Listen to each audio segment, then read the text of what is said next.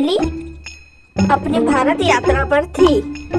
शहर में घूमते हुए उसे 3 महिलाएं नजर आती है जो कपड़े सुखा रही थी। तो वो उनके पास जाती है। थोड़ी देर बाद वहां से जाने के बाद उसे एहसास होता है कि उसका तो पर्स गायब है। उसे लगता है कि उन्हीं महिलाओं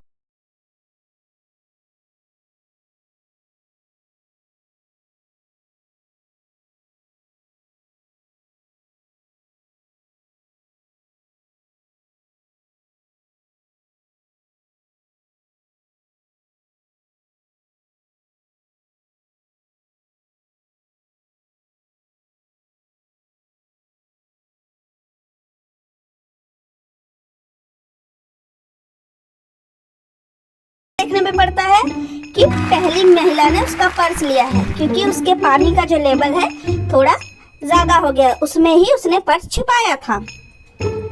एलियंस को ट्रैक करते हुए मेहुल एक शहर में पहुंचता है जहां पे बहुत बर्फ गिर रही थी। पूरा शहर बर्फ से ढका हुआ था और वहां पे बहुत ज्यादा ठंड थी, क्योंकि ठंड का मौसम था। बहुत ज्यादा बर्फबारी हो रही थी। मेहुल ने शहर में प्रसिद्ध पर्यटक स्थल जाने का फैसला किया, जो थी स्की स्टेशन। अब मौके पे बहुत सारे लोग थे। तो वहां पहुंचने के बाद डिटेक्टिव मेहुल ध्यान से सबको देखता है। और क्या आप भी ध्यान से देख के बता सकते हो कि इनमें से एलियंस कौन कौन है, या फिर कितने एलियंस यहाँ पर मौजूद हैं इस पिक्चर में? ध्यान से एक एक को ऑब्जर्व करिए और बताइए कि कितने एलियंस यहाँ पे मौजूद हैं। तो ठंड का मौसम है, बहुत ही ज्यादा कड़ाके की ठंड है। तो ध्यान से देखिए, यहाँ पे 2 लोग हैं जो कि एलियंस है। इनके मुंह से धुआं नहीं निकल रहा है और बाकी सब इंसान हैं, इसलिए उनके मुंह से ठंड में धुआं निकल रहा है। मिस्टर खन्ना के कुक की आज सुबह ही किसी ने हत्या कर दी। केस इन्वेस्टिगेट करने के लिए डिटेक्टिव मेहुल को बुलाते हैं।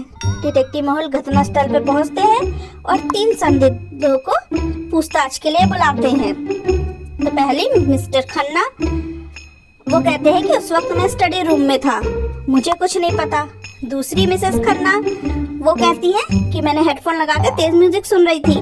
नौकरानी कहती है कि मैं अपने घर का उस दिन काम कर रही थी, इस घर में काम कर रही थी। तो अब बताइए, नौकरानी, मिस्टर खन्ना और मिसेस खन्ना में से किसने उस नौकर को मारा है?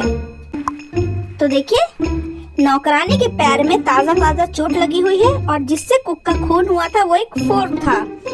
तो ये साफ बता रहा है कि उसका खून इस नौकरानी ने ही किया था और उसके पैर में उसी की वजह से चोट आई है। केविन को शव उसके घर के बैकयार्ड में मिलता है और वो बारबेक्यू तैयार कर रहा था, तब किसी ने उसकी हत्या कर दी। डिटेक्टिव मेहुल को बुलाया जाता है। घटनास्थल पे वो पहुंचते हैं और 3 लोगों पे उन्हें संदेह होता है और उनसे पूछताछ करने के लिए वो उनको बुलाते हैं। उसकी पत्नी कहती है कि मुझे लगता है कि टायलर ने उसे मार दिया है, मुझे बगीचे में उसका जूता मिला। टायलर कहता है कि मैं कल रात केविन के साथ ड्रिंक्स कर रहा था और शायद उस वक्त ही मेरा जूता यहाँ पे खो गया था। और ये देखो, बारबेक्यू के अंदर से आप मुझे उसकी बीवी की इयररिंग मिली है। इसका मतलब कि उसने ही अपने पति को मार डाला है। तो मैंने कुछ नहीं किया। नौकरानी कहती है कि मुझे भी कुछ नहीं पता, मैंने केविन को नहीं मारा। सभी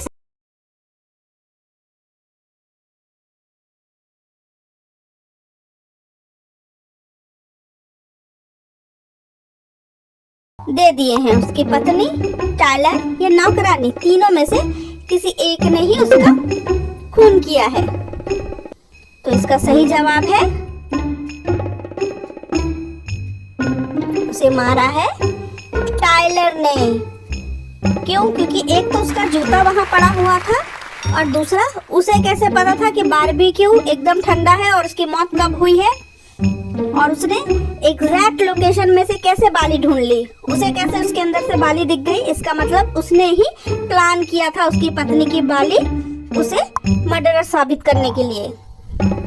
एक चोर जेल से बाहर निकलने के लिए अपना तरकीब लगाता है और वो जेल में एक गड्ढा खोदता है ताकि वो उससे निकलकर भाग सके। उसने अपने साथ कुछ हॉट डॉग भी पैक कर लिए थे और उस गड्ढे से निकल जाता है।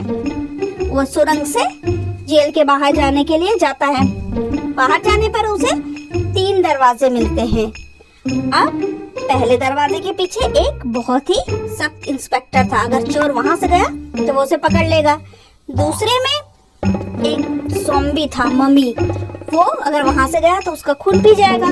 तीसरे दरवाजे के पीछे एक जंगली बुलडॉग था, अगर वो वहां से गया तो वो भी चोर को काट खाएगा। तो अब बताओ कि चोर कौन सा दरवाजा चूज करेगा ताकि वो बच जाए और वहां से निकल के भाग जाए? पहला, दूसरा या तीसरा? वैसे तो मुझे लगता है आपको समझ में आ गया होगा कि उसे कौन सा दरवाजा चूज करना चाहिए। तो बिल्कुल सही, उसे दरवाजा नंबर 3 चूज करना चाहिए क्योंकि वहाँ डॉग है और वो अपने साथ हॉट डॉग्स लेके आया था।